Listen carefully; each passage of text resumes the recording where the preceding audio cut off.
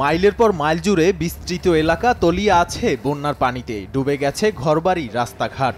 নৌকায় উদ্ধার করা হচ্ছে বাসিন্দাদের। রোববার এভাবেই ব্রাজিলের দক্ষিণাঞ্চলীয় রিও গ্রান্দে দো সুল শহরের প্লাবিত এলাকা থেকে আটকে পড়া বাসিন্দাদের নিরাপদ আশ্রয় নিতে থাকে উদ্ধারকারীরা। ব্রাজিলে বন্যায় এরই মধ্যে গৃহহীন হয়ে পড়েছেন লাখ লাখ মানুষ। নিখোঁজ রয়েছেন বহু বাসিন্দা। তাদের উদ্ধারে চলছে অভিযান। পানির তোড়ে ভেঙে গেছে রাস্তাঘাট ও সেতু। এর মধ্যে ভারী বৃষ্টিতে একটি জলবিদ্যুৎ কেন্দ্রে ভূমিধস হয়েছে। ইতোমধ্যে প্লাবিত এলাকা পরিদর্শন করেছেন দেশটির প্রেসিডেন্ট লুলা ডি সিলভা। বন্যায় ব্রাজিলে মৃতের সংখ্যা বেড়েই চলেছে, নিখোঁজ রয়েছেন অনেকে। এদিকে আরও অবনতি হচ্ছে যুক্তরাষ্ট্রের টেক্সাস অঙ্গরাজ্যের বন্যা পরিস্থিতি। ভারী বৃষ্টিতে পানি জমে তলিয়ে গেছে হিউস্টনের রাস্তাঘাট ও ঘরবাড়ি। পানিবন্দী হয়ে পড়েছেন লাখ লাখ বাসিন্দা। তাদেরকে উদ্ধারে কাজ করছে বিভিন্ন স্বেচ্ছাসেবী সংগঠন। এরই মধ্যে কয়েকশো বাসিন্দাকে উদ্ধার করেছে স্থানীয় কর্তৃপক্ষ।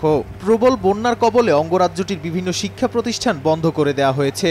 এখনও বিপদসীমার উপর দিয়ে প্রবাহিত হচ্ছে বন্যার পানি। এদিকে স্থানীয় সময় রোববার দেশটির আবহাওয়া দপ্তর জানায়, দক্ষিণ পূর্ব টেক্সাসে বৃষ্টিপাত কমার সম্ভাবনা রয়েছে, তবে বন্যার পানি নামতে বেশ কিছুটা সময় লাগতে পারে।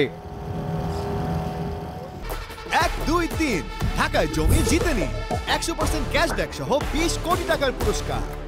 অন্যদিকে নজিরবিহীন বৃষ্টি ও বৈরী আবহাওয়ায় বিপদে আছে পাকিস্তান। গত মাসে 60 বছরের মধ্যে রেকর্ড বৃষ্টিপাত হয়েছে বলে জানায় দেশটির আবহাওয়া বিভাগ। তারা আরও জানায়, এপ্রিলে দেশটিতে 59.3 মিলিমিটার বৃষ্টিপাত রেকর্ড করা হয়েছে। 1961 সালের পর এবার এপ্রিলে সবচেয়ে বেশি বৃষ্টিপাত হয়েছে উল্লেখ করে প্রতিবেদনে বলা হয়, দেশের বিভিন্ন জায়গায় বজ্রপাত ও বন্যায় ঘরবাড়ি ধসেও অনেকের মৃত্যু হয়েছে। অস্বাভাবিক আবহাওয়ার কারণে পাকিস্তান পড়ছে ঝুঁকিতে। বর্ষা মৌসুমে বিধ্বংসী বন্যার শিকার হচ্ছে দেশটি। পাকিস্তানে সাধারণত জুলাই মাসে বর্ষা মৌসুম শুরু হয়। নাদিম মারজান, সময় সংবাদ।